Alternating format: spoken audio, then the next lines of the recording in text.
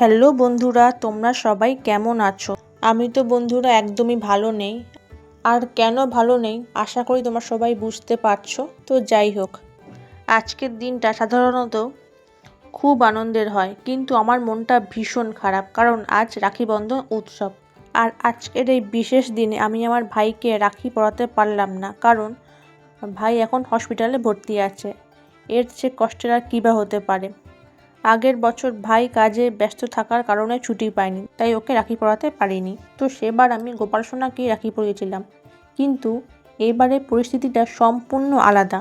তো মনটা এতটাই খারাপ যে কাউকেই রাখি পরাতে ইচ্ছা করলো না, কারণ রাখি পরানোর মানুষটাই যখন দূরে থাকে তখন উৎসবের রঙটাও ফিকে হয়ে যায়।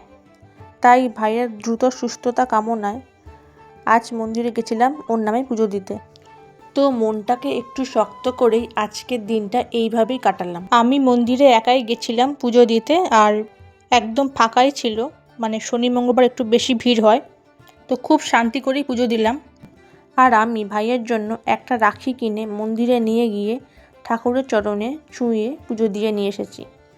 এই রাখিটা এখন আর শুধু সাধারণ সুতো নয়, এটা ঈশ্বরের রক্ষা কবচ ও আশীর্বাদ।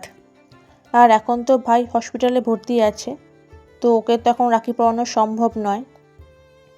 তাই ভাই যখন পুরোপুরি সুস্থ হয়ে বাড়ি ফিরবে তখন ওর হাতে এই আশীর্বাদী রাখিটা পরিয়ে দেব। তো তোমরা সবাই প্লিজ ঈশ্বরের কাছে প্রার্থনা করো যাতে আমার ভাই খুব তাড়াতাড়ি সুস্থ হয়ে বাড়ি ফিরে আসে। তো আজকের ব্লগটা এখানেই শেষ করছি। সবাই ভালো থেকো।